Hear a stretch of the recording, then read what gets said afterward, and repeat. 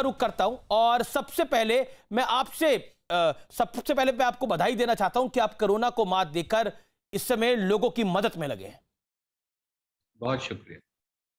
रणदीप और जी, मैं सिर्फ ये कहूंगा अमीश जी, मैं सोनिया गांधी जी या कांग्रेस प्रेसिडेंट का एडवाइजर नहीं, मैं कृतज्ञ हूं कि कार्यकर्ता के तौर पे उन्होंने मुझे महासचिव बनाया जी और कांग्रेस की स्टीयरिंग कमेटी में स्थान दिया। जी, मेरा सवाल आपसे बड़ा सीधा है और बहुत ही स्पष्ट है।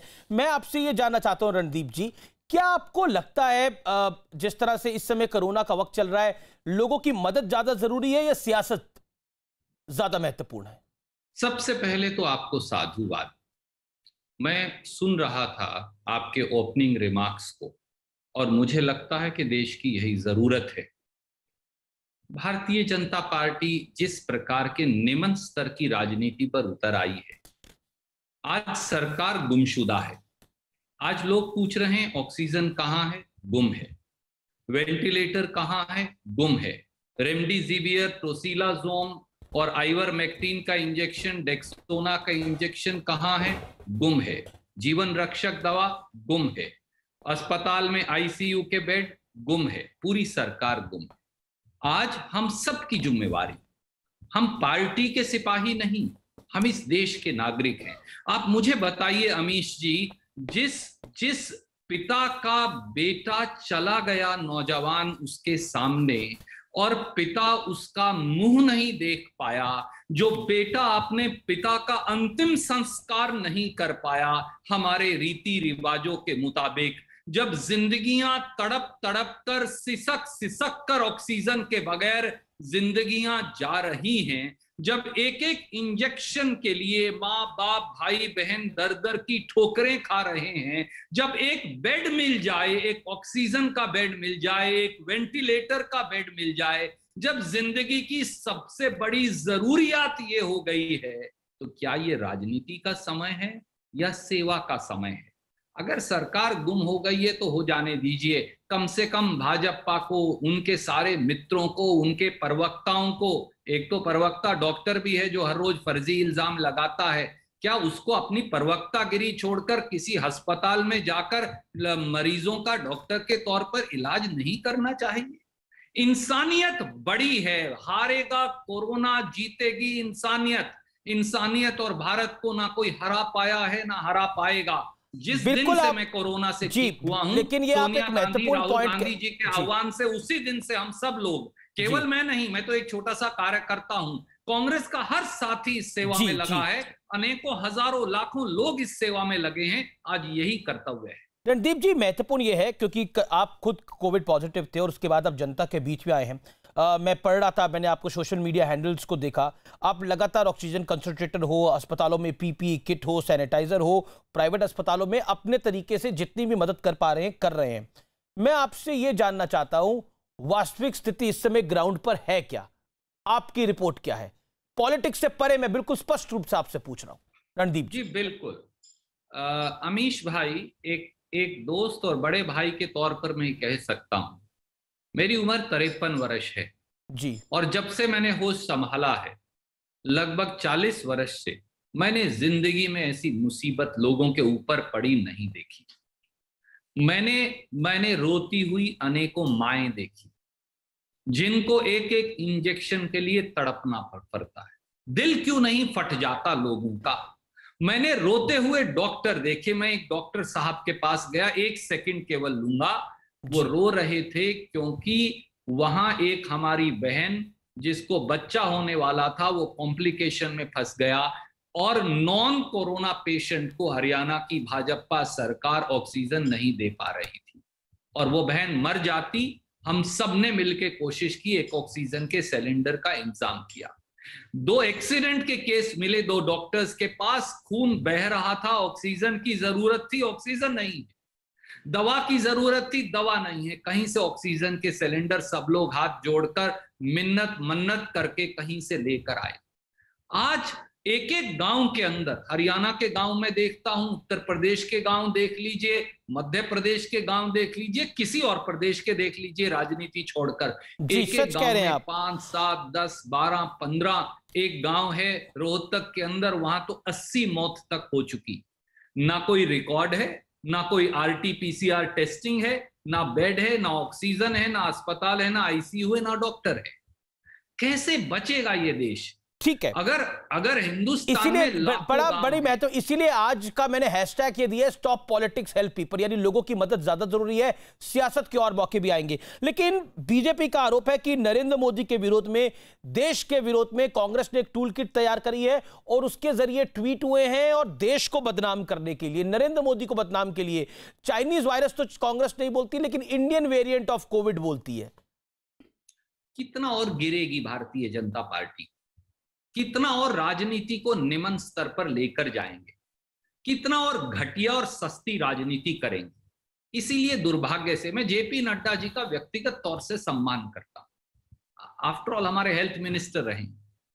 जेपी नड्डा जी के देख रेख के अंदर अखिल भारतीय कांग्रेस कमेटी का फर्जी पैड बनवाकर उनके general secretary BL Santosh ji, मंत्री स्मृति ईरानी जी, संबित पात्रा जी, ये सब इस प्रकार का फर्जीवाड़ा करते हैं। मैं चुनौती देता हूं, जेपी नड्डा जी में हिम्मत है तो वो भी करिए ना।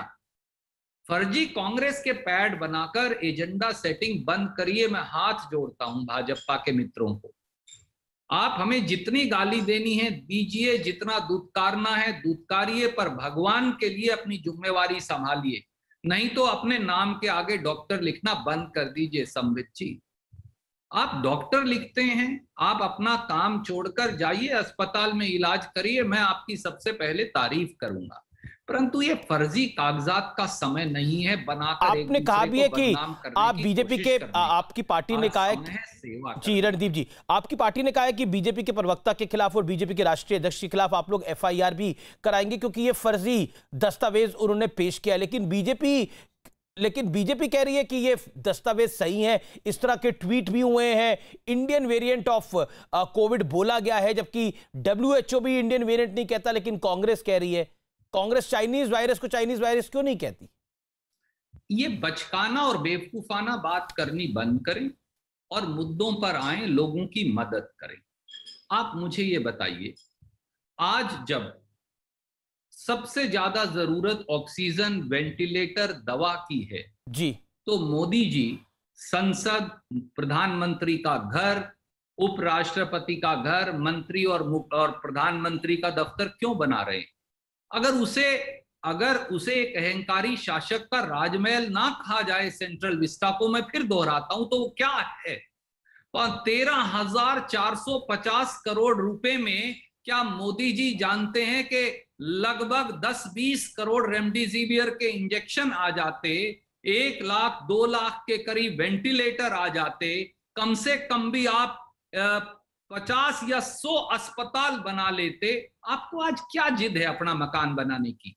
कभी बना लीजिएगा अपना फटका, पर उसमें तो पार्लियामेंट भी बन रही है जो कि देश के लिए है। क्या ये देश के लिए सही है? क्या ये देश हित में है? लेकिन सुरजेवाला जी, इसमें काउंटर पॉइंट ये कि वहां पे तो देश की संसद भी बन रही है, जिसमें कांग्रेस भी बैठेगी, जिसमें तमाम सियासी दल भी बैठेंगे।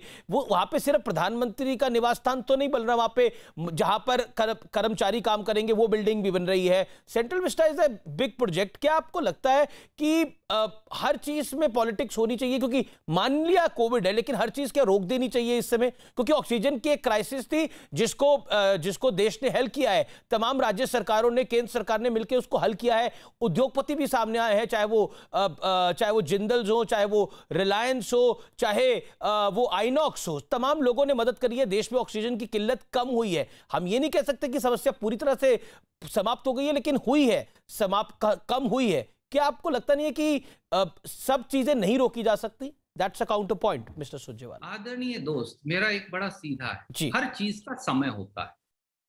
आपके घर में जब आग लगी हो तो आपको आग बुझाने के लिए पानी चाहिए, या फिर आपको एक और प्लॉट खरीदकर नए मकान की कंस्ट्रक्शन शुरू करनी चाहिए। जब मरीज मर रहा हो तो मरीज को दवाई चाहिए, या फिर आपको अस्पताल की कंस्ट्रक्शन चाहिए, या बीडीपीओ पंचायत का दफ्तर बनाना चाहिए। भैया, आज लोग मर रहे हैं, आज दवा नहीं है, आज ऑक्सीजन नहीं है, आज वेंटिलेटर नहीं है, आज आईसीयू बेड्स नहीं है, आज टेम्परेरी अस्पतालों की जरूरत है। आज टोसिलाज़ोम का इंजेक्शन प्रधानमंत्री और स्वास्थ्य मंत्रालय को एलोकेट करना पड़ता है, ये समस्या है। 10-10 लाख रुपए की ब्लैक में बिकता है। रेमडेसिवियर 25 से 30 हजार की ब्लैक में बिकती है। आज प्रायोरिटी ये है। आज प्रधानमंत्री का निवास और संसद नहीं। अगर एमपी पुरानी संसद में बैठ जाएंगे तो कौन सा तूफान आ जाएगा जी। अगर प्रधानमंत्री उसी निवास में रह जाएंगे तो कौन सा तूफान आ जाएगा। ठीक है, ये सारा पैसा इस देश का आज इन सारे कामों के अंदर डाइवर्ट करने की जरूरत है। एक भारतीय नागरिक के तौर पे मैं ये कहता हूं, पार्टी के कार्यकर्ता के तौर पे।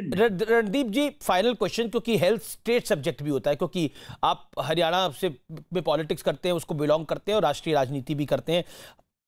हरियाणा में भी स्टेट गवर्नमेंट जिम्मेदार है, राजस्थान में भी स्टेट गवर्नमेंट क्या जिम्मेदार नहीं है? क्या पंजाब में स्टेट गवर्नमेंट जिम्मेदार नहीं है? छत्तीसगढ़ में केसेस काफी बढ़ रहे हैं कि वहां पर जिम्मेदारी नहीं है? क्या आपको लगता नहीं है कि स्टेट गवर्नमेंट भी जिम्मेदार है? सेंट्रल गवर्नमेंट के ऊपर आप उंगली उठाइए, लेकिन राज्य सरकारें आपकी भी काफी जगहों पर है। महाराष्ट्र में भी आपकी सरकार है, आपकी गठबंधन वाली सरकार। राज्य सरकारों की भी जवाबदेही है, और ये चाहे भाजपा हो, चाहे कांग्रेस हो, चाहे दूसरी पार्टियां हो, और ज्यादा होती अगर 1.5 साल से डिजास्टर मैनेजमेंट एक्ट के नीचे प्रधानमंत्री जी और अमित शाह जी सारी ताकत ना खींच लेते। आप बताइए मेरे दोस्त, रेमडेसिवियर का इंजेक्शन कौन अलॉट करता है? भारत सरकार अलॉट करती है, प्रांतीय सरकारों को। ऑक्सीजन कौन अलॉट करता है? सारे ऑक्सीजन के प्लांट अमित शाह जी ने डिजास्टर मैनेजमेंट एक्ट में अपने पास ले रखे हैं। उनकी बेवकूफाना हरकतें मैं आपको 1 सेकंड में बताऊंगा। भिवाड़ी गुड़गांव और दिल्ली के साथ है। भिवाड़ी की ऑक्सीजन उठाकर आपने मध्य प्रदेश को दे दी, और हरियाणा को आपने रुड़की से ऑक्सीजन दे दी, इसलिए कि अमित शाह जी को मालूम ही नहीं है ज्योग्राफी क्या है। अगर आप इसको अपने आप छोड़ देते तो प्रांत जो है वो भाजपा की सरकार हो या दूसरी हो, आज हरियाणा को ऑक्सीजन नहीं मिलती, क्योंकि रुड़की में जो वहां बीजेपी की सरकार है वो हमें ऑक्सीजन नहीं लेने देती। और भिवाड़ी जो बिल्कुल हम राजस्थान में हमसे सटा हुआ है, वो हमें भी दे सकता था, दिल्ली को भी दे सकता था, वहां से उठा के आपने मध्य प्रदेश को दे दी। राजस्थान को उठा के आपने गुजरात की बंदरगाह से ऑक्सीजन दे दी। इस तरह की बेवकूफियां हम कर रहे हैं, क्योंकि सारी ताकत मोदी जी, अमित शाह जी ने अपने पास ले रखी है। टोसिलाज़ोम का इंजेक्शन जो 10-10 लाख की ब्लैक में बिकता है, उसे हेल्थ मिनिस्ट्री ने बाकायदा ऑर्डर से एलोकेट किया है। फलां स्टेट 50 ले ले, फलां स्टेट 100 ले ले। अरे लोग मर रहे हैं भैया। वेंटिलेटर्स जो हैं, आज तक भी भारत सरकार ने 12% टैक्स लगा रखा है वेंटिलेटर पर, ऑक्सीजन कंसंट्रेटर पर। इस समय भी कई लाख कंसंट्रेटर जो हैं ऑक्सीजन के कस्टम में पड़े हैं, परंतु भारत सरकार उन्हें क्लियर ही नहीं करती। प्रांतीय सरकारें या एनजीओज क्या खाक करेंगी? मैं खास तौर से कई उद्योगपतियों का आपने नाम लिया, कईयों का नहीं भी लिया। मैं हर उस साथी की, चाहे मैं उनसे सहमत हूं या ना, तारीफ करता हूं।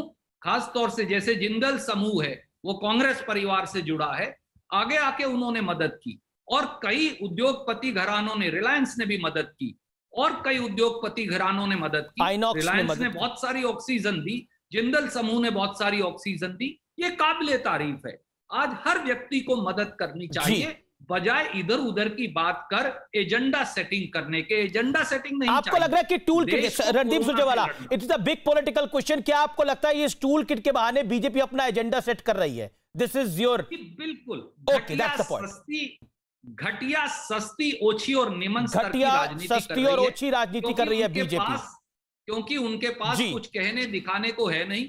कभी यूथ कांग्रेस के ऑफिस में रेड करवाते हैं, कभी युवा कांग्रेस अध्यक्ष से, पर वो तो हाईकोर्ट के कहने पे हुआ सुरजेवाला जी, वो तो हाईकोर्ट के रेड नहीं हुआ, उसमें तो गौतम गंभीर से भी पूछताछ हुई, उसमें तो हरीश खुराना जो कि मदनलाल खुराना, स्वर्गीय मदनलाल खुराना के बेटे हैं, बीजेपी के प्रवक्ता है दिल्ली के, उनसे भी पूछताछ हुई, गौतम गंभीर से भी पूछताछ हुई, क्योंकि वो तो एक हाईकोर्ट ने जब बोला था, और आई थिंक दिल्ली पुलिस ने उसमें जो मतलब अपनी बयान भी हाईकोर्ट में दिया, उसमें बोला कि इन लोगों के पास ऐसा कुछ नहीं निकला जो विच जो पब्लिक डोमेन में भी है।